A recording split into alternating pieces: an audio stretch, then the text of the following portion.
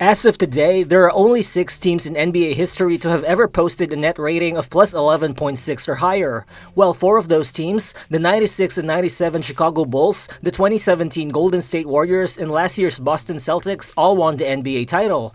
The other 2 remaining teams joining them with a top 6 all-time net rating are actually playing this season. One is this year's OKC Thunder with a plus 12.2 net rating, who are widely and rightfully considered the favorites to come out of the Western Conference, while the other one is this year's Cleveland Cavaliers, whose current 11.8 net rating would be the 4th highest all time.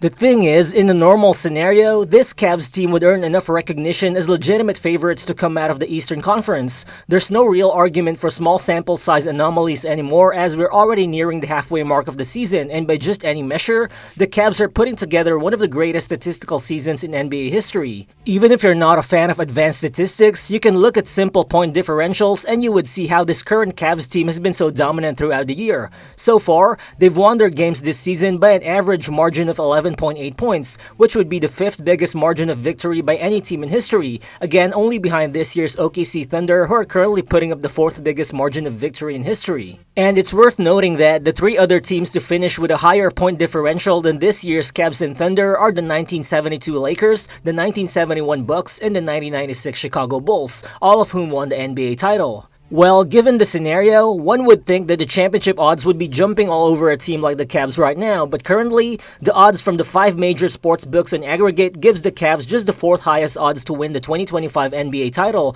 behind Boston, Oklahoma City, and New York, while also just placing the Cavs slightly ahead of the Denver Nuggets and the Dallas Mavericks. The thing is, both Dallas and Denver play in the ultra-competitive Western Conference, and both teams have looked so inconsistent so far this season, while the Cavs are playing in the weaker Eastern Conference and currently have a 6-game lead over Boston for the number 1 seed.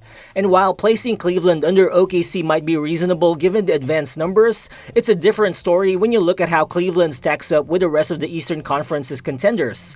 Aside from being on pace to have home court advantage in the playoffs, the current standings would assume that Cleveland only has to play one of the Celtics and the Knicks in the playoffs, who are seeded number 2 and number 3 right now. So in other words, the betting market seems to buy the idea of Boston and New York beating each other before the winner eventually defeats the Cavs in the conference finals, rather than the idea that Cleveland would be capable of beating either one of them. So what's good everyone, it's Real Balls here, and in this video, let's talk about the skepticism towards the Cavs and why they actually deserve more recognition as legitimate favorites to make it to the NBA Finals this season. So let's get to it.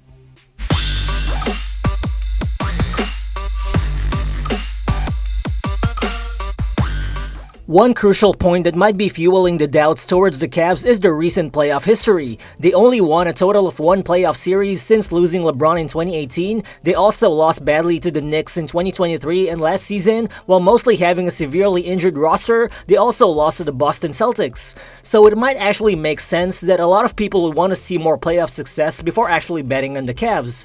But I think looking at it, this current New York Knicks core hasn't played a single playoff game together yet.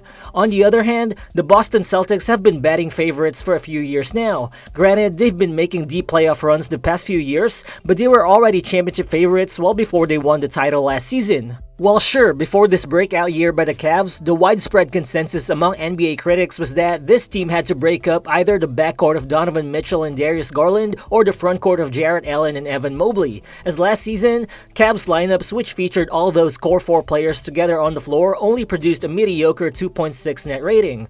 But this season, thanks to a quicker, more dynamic offense run by new head coach Kenny Atkinson, Cavs lineups which feature the core 4 players together on the floor have actually produced a 10.0 net rating, which would rank in the 98th percentile of the entire NBA. Well, there was always an argument that the Cavs could get away with playing 2 small guards in Mitchell and Garland, but they can't really win with 2 non-shooting bigs in Mobley and Allen. However, that bias against Cleveland might not apply anymore. One of the biggest parts of Evan Mobley's breakout this season has been his emerging outside shooting. Mobley's 3-point volume has been consistently increasing throughout the season and has been accurate. In fact, he even led the NBA in 3-point accuracy for the whole month of December, shooting 52.4% from deep despite only taking 3.5 attempts per game.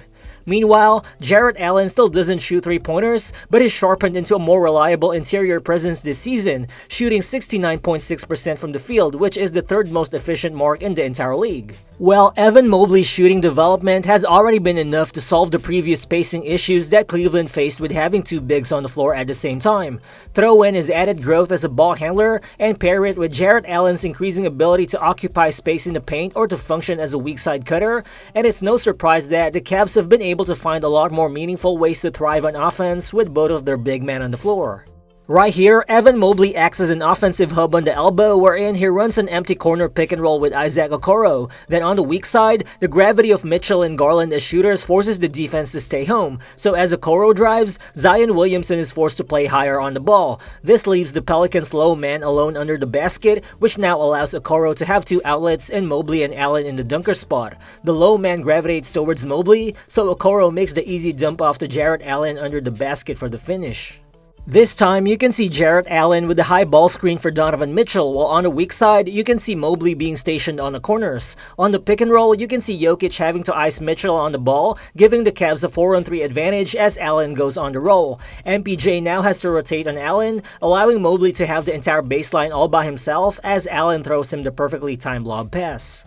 The elevated offensive roles of the Cavs' two big men have also allowed the team's second scorer Darius Garland to get buckets a lot easier. Garland for sure is an incredible three-level scorer who can create his own shot, but the increased defensive attention that Evan Mobley and Jarrett Allen are getting has also allowed Garland to move more off the ball by running into some open cutting lanes and into some wide open looks from behind the arc, which in turn has contributed to his skyrocketing efficiency this season, as Garland is currently putting up career highs in three-point percentage and field goal percentage.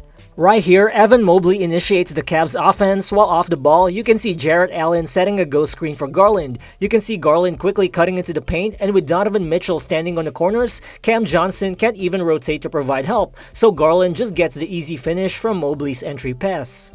This time, Garland operates off the ball screen from Allen. His driving gravity forces the defense to collapse in the paint, allowing him to make the kick out pass to Dean Wade on the corner, but here, Wade makes a smart play blowing by the closeout, while you can see Garland here sneakily moving into the corners. Wade makes the kick out to Evan Mobley, and Mobley makes the extra pass to Garland, who's now all alone as he drains the wide open three-pointer. Overall, a more diversified Cavs offensive attack has also decreased the team's reliance on Donovan Mitchell as a shot creator, which has just made their offense more unpredictable. It seems like Kenny Atkinson's plan to bring Evan Mobley and Darius Garland closer to the center of the frame was also aimed at balancing Donovan Mitchell's productivity and health, especially after he's battled a ton of injuries the past two seasons, and so far so good. This season, Donovan Mitchell's played the fewest minutes of his career, he's averaging the fewest shots he's ever taken in a season, and has put up his lowest usage rate since his rookie year, and yet, he's still leading the Cavs with more than 23 points per contest.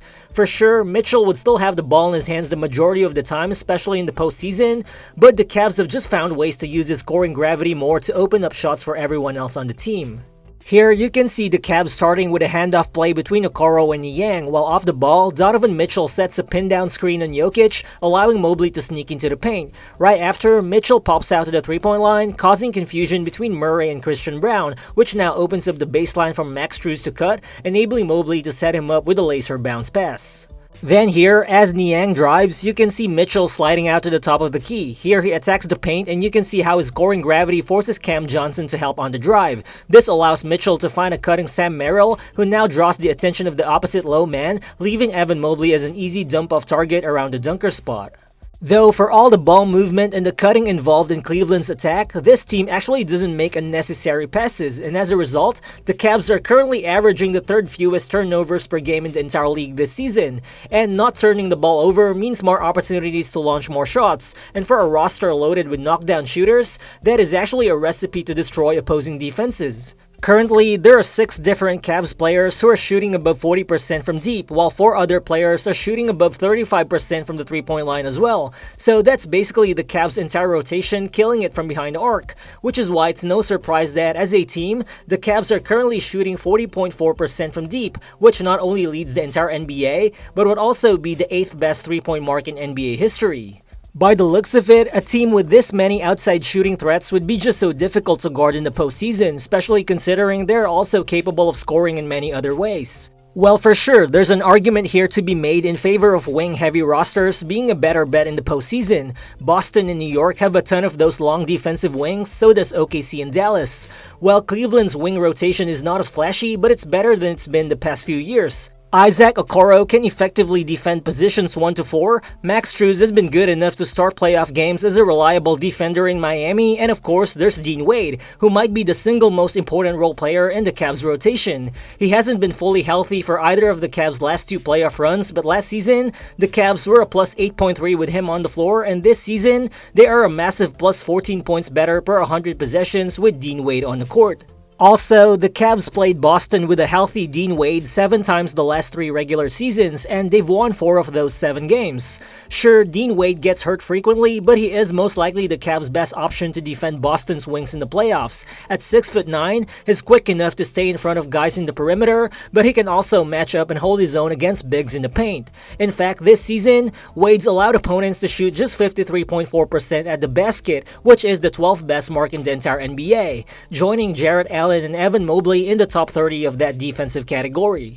Well, for sure, none of all those things we've talked about guarantees the Cavs a championship, but then again, so far, the implied odds available have Boston as a 28% title favorite, while the Cavs are just at around 7%, which makes you wonder, at this point, are the Celtics really 4 times more likely to win the title than Cleveland? And at what point are people gonna realize that the Cavs might actually not be just some regular season fluke? Looking at it, Boston has actually lost 5 of their last 10 games and they haven't looked their best for about 2 weeks now. Also, Mikal Bridges, Josh Hart, and OG Anunoby all rank in the top 8 of minutes played per game this season, which might potentially cause wear and tear injuries. Boston and New York's odds probably start dipping if those trends continue, but even then, most narratives already started the season expecting the Celtics and the Knicks to be the top 2 teams in the Eastern Conference, and it's probably hard to change people's minds, especially when those 2 teams have still somehow lived up to the expectations. But the Cleveland Cavaliers themselves have also exceeded preseason expectations to an even higher degree. So far, they have the best record in the entire NBA. They've gone 13-4 against teams with at least a 500 record, and they've gone 5-1 versus teams with a top 10 net rating. Overall, this is a new Cavs team who now combines historic offense with their already reliable defense, and so far, they deserve due recognition as legitimate favorites to at least come out of the Eastern Conference. But is it really possible for the Cleveland Cavaliers to actually win the NBA championship this season? Feel free to drop your thoughts in the comment section below, and again, if you're new to the channel, please consider subscribing as well. Again, this has been Rero Balls, and I'll see you on the next one. Peace.